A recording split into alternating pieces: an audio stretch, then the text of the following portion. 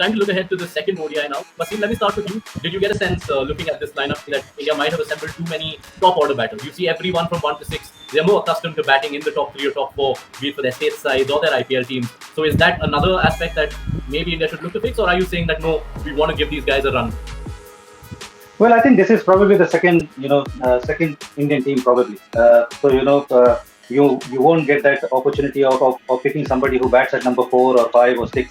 So most of them either opens. I mean, if you look at Shubman Gill, Shikhar Dhawan, Rituraj Gaikwad, even Ishan Kishan, they bat 1 to 3 for their domestic teams or even IPL.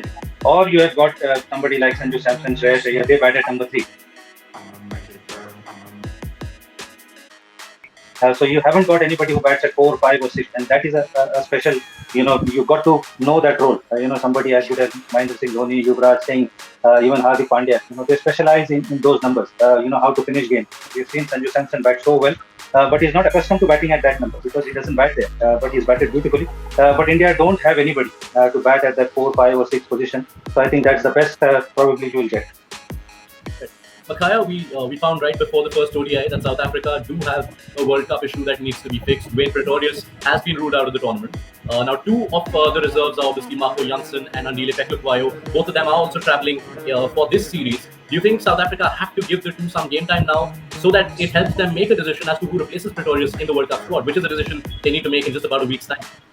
No, exactly. It's almost like you were here when we were actually discussing that. And then I think Andile deserves a lot of game time. It's not easy for him that any player who just been coming into the squad and start playing in the 2020 World Cup. That's a massive stage. Even from Jansen's point of view, he hasn't played any game, since they came back from England. So that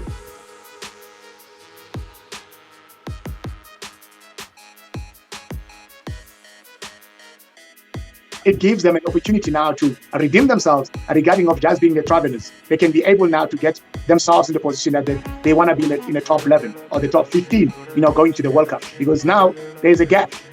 Both of them, they need to grab it. And then I think from Boucher's point of view and Langerveld as a bowling coach, he need to see both of them playing in the next games.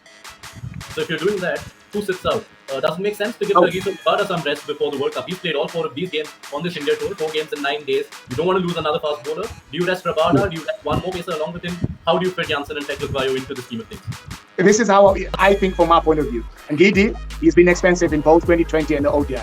Shamsi, he hasn't been doing very well, especially with both 2020 and the 50 over game. If I would be a selector or a coach, I would take both of them and say, you need to sit out. And then give Rabada 6 overs, and then that's it.